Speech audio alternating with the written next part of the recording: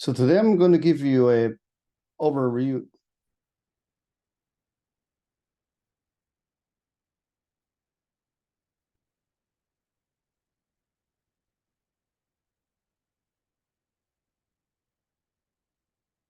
In this video, we are going to have an overview for exam 3. So here we are going to go through a set of practice questions. Let's start with question 1. Which of the following is not a feature of the steady state in solo exogenous growth model?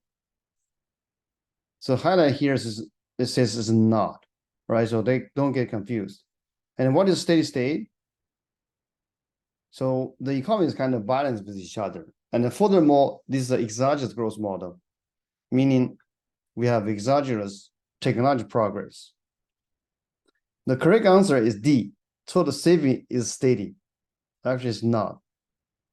All right, so total saving. So if we say saving as a ratio of GDP is steady, this probably is correct, right? But the total saving itself is not. All right, so the question 1, the answer is D. Question 2. In Solo's exogenous growth model, the economy reached a stable steady state because the correct answer is marginal return of capital is decreasing. That's the key, right? So how do we understand that? In Solo's exogenous growth model, there are two forces is going to affect the level of capital. On the positive side, we have saving. Right? So saving is going to translate into investment. And investment is going to contribute to the accumulation of capital. So this is positive side. On the negative side, population growth is going to dilute capital stock, means per worker. Furthermore, depreciation is going to reduce the capital stock per worker. But in the steady state, these two is going to balance with each other. But how they are going to balance with each other? In the negative side, the population growth is exogenous. The depreciation is also exogenous, meaning kind of constant. And then the only way to balance those two forces is through the positive side, the investment. But interestingly, we have marginal return of capital decreasing. What this means, if we have very little physical capital, and then if you save one additional unit, this is going to translate into a lot of return or give you a high marginal return of physical capital. Right? So that just means, so you're going to accumulate more capital. On the other hand, so if you have a lot of capital, and then due to the marginal return of physical capital, and then this additional units of investment, when you have a lot of physical capital, it's going to bring you very little contribution to the accumulation of physical capital.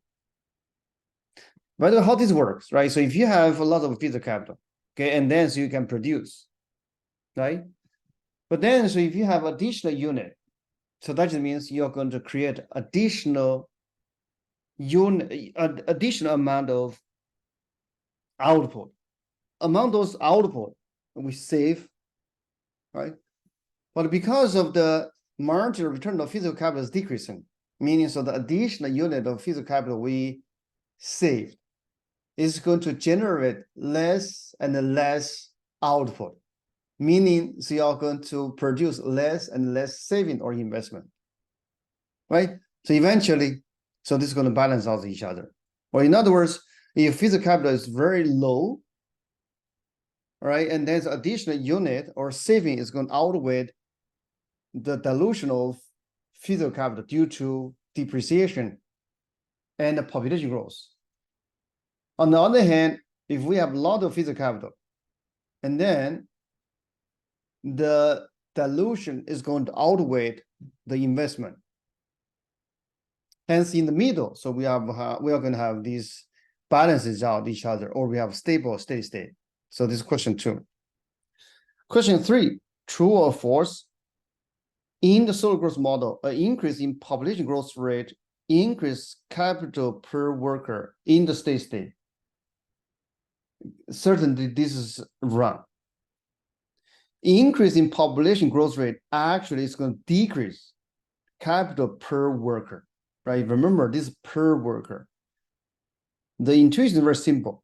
The more population, and then so the more people is going to share the fixed amount of physical capital, and certainly that's going to reduce the physical capital per worker.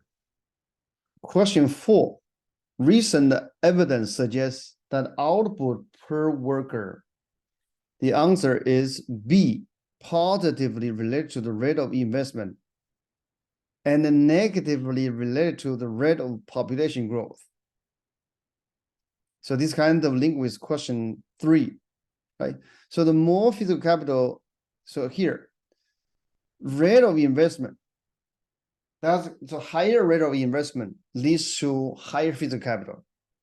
The more capital we have, and then per worker turn, they're going to produce more, number 1.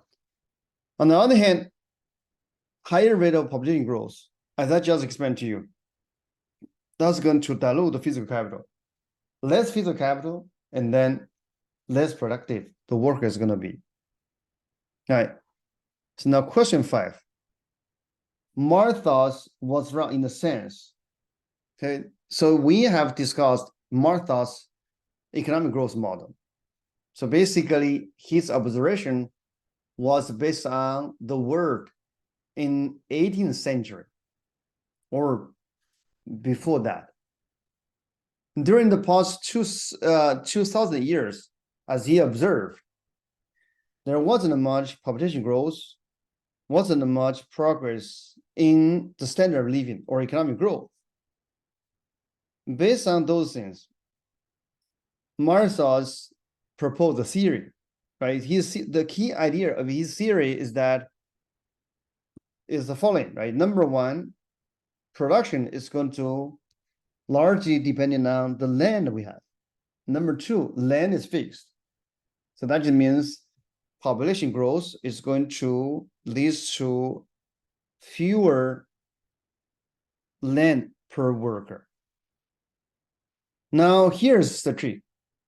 So if you have some technology progress, I think about in the agriculture economy, meaning so you have a new breed of crops, right? Or you have domesticate a large animal, or you have new tools. All those things temporarily is going to lead to higher yield. I mean, in terms of food you can produce. High yield in agriculture economy, meaning you're going to have high population growth, right? And the high population growth, meaning per worker term, the land is going to decline, meaning the output is going to decline. See, so in temporarily, there's a jump in output, but this output leads to higher population. That's going to lead to lower per worker land or acreage. That leads to a decline in food per worker, and then it's a decline in population growth. Right. To summarize, correct answer is 1. He did not predict higher rate of future growth in standard of living. Right, so essentially, you only can have a temporary increase in standard of living, but over the long term, so everything is going to cancel each other. Right. So this is Marshall's his theory. Now, question 6, true and false. The Marshall model does a good job of explaining growth in the United States after the Industrial Revolution. Certainly false. His theory only works before Industrial Revolution. By the way, Industrial Revolution brought two fundamental difference compared with what Malthus has observed. Number one, physical capital. Number two, due to economic growth, the population growth may decline instead of increase. Right. Now, question 7, true or false? In the Malthusian model, population growth depends positively on consumption per capita. That's exactly his view. But again, in modern society, population growth eventually is going to decline when consumption per capita increase. Right. One of the reasons is that, I mean, the way economists understand that phenomenon is the following.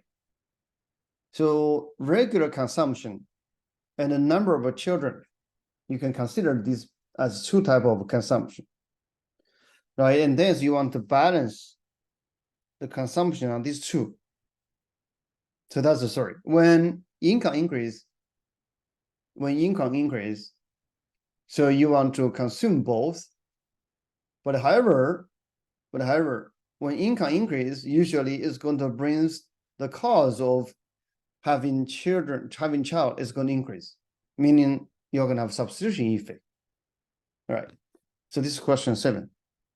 Now let's go to question 8. In the Malthusian model, state-mandated population control policy are likely.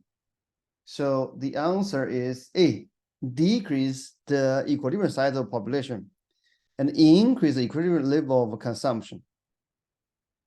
It's obvious, just follow the discussion we have, right? Because the lower population growth is probably useful or good for economic growth in Malthusian world, because that's going to lead to higher per worker acreage available. Now, question 9, true or false? Rate of economic growth are more dispersed across poor country than across rich country. So this is basic facts. Okay. Actually, the answer is correct. Now, question 10, true or false? In the solo growth model, aggregate output is constant in the steady state. The answer is, this is not correct. Aggregate output is not constant. Okay, aggregate output, I mean, if you assume no technology progress, and the only thing we can say, or what sort of growth model said, is the following: the per worker turn output is constant if technology progress is 0 or no technology progress, right? So even in that case, aggregate output is growing. Okay. Now go to question 11, true or false? In the endogenous growth model, if the government cut funding to public school, then consumption falls in the short run. The growth rate of consumption increase. The answer is false. Actually, in the endogenous growth model, what happens is that we need some human capital. So the human capital is going to translate into higher efficiency in production. But where the human capital coming from? So we need to allocate some of our resource to produce human capital. So if the government cut funding to public school, so essentially that just means, so we reduce the human capital production. We allocate less resource for the human capital accumulation. But in the short run, this is good for consumption, because you have more resource to produce consumption goods. But in the long run, so this is going to be bad for the economy. Growth rate is going to slow down because you have less human capital. Right, so this is question 11. Now question 12, what immediate consequence does an increase in education time have in the industrial growth model? the immediate consequence is that you're going to have lower output. So this is immediate follow question 11. So if you increase in education time, you have less time or resource to produce consumption goods. Hence, the output is going to reduce.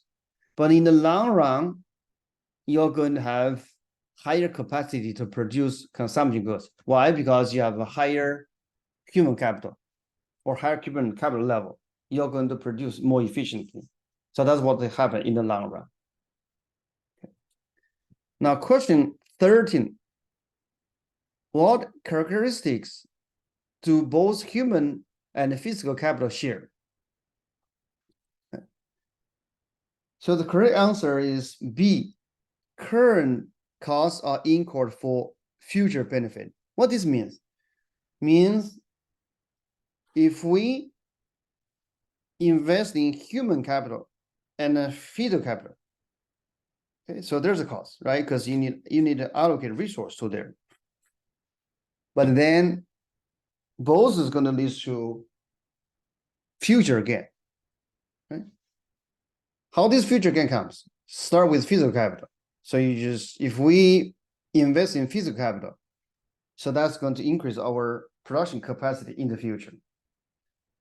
Okay? And similarly for human capital, right?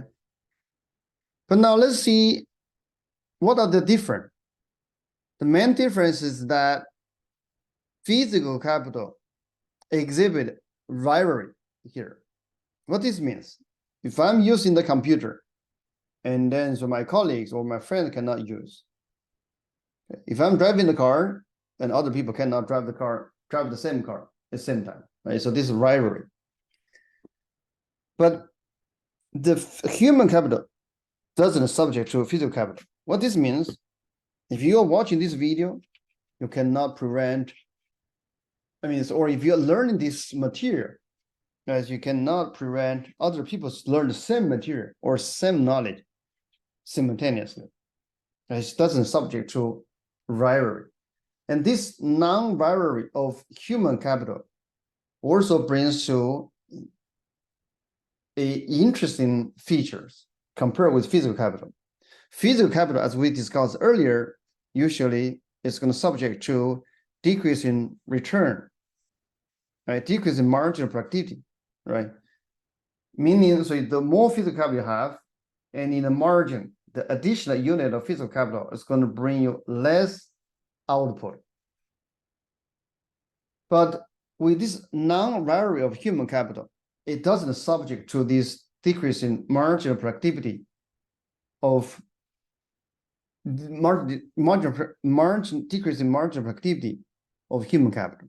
That's just the foundation of endogenous growth, because you can keep growing without limit. So this is question 13. Again, so the answer is B. Now, question 14, what is the characteristics of human capital? Right. So the answer is that it's private ownership. Okay. So actually, the important things I want to emphasize is rivalry. The human capital is non-rivalry, right? So that's the key thing. Okay, now go to question 15. In the endogenous growth model, suppose U represent the fraction of time spent working, B represent efficiency of human capital accumulation, H represent amount of human capital, and Z represent the marginal product of efficiency unit of labor. Consumption equal to, the answer is here. So how we understand that? So Z is the efficiency of producing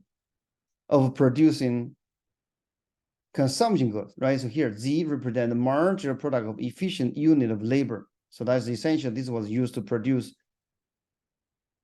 consumption goods. And U times H.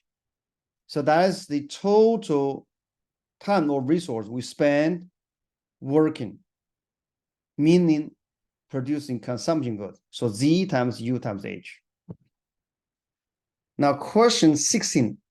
Paul Romer argues a key feature of knowledge is non-variable, even though you don't know who's Paul Romer, but we know what is knowledge, what is particular about knowledge and the human capital, right? It's non-variable. Now, question 17, true or false? In the industrial growth model, time is allocated between production of goods and human capital accumulation. Yes, the answer is correct. Right, so actually, so time you can spend between producing consumption goods, or you can spend in accumulate human capital.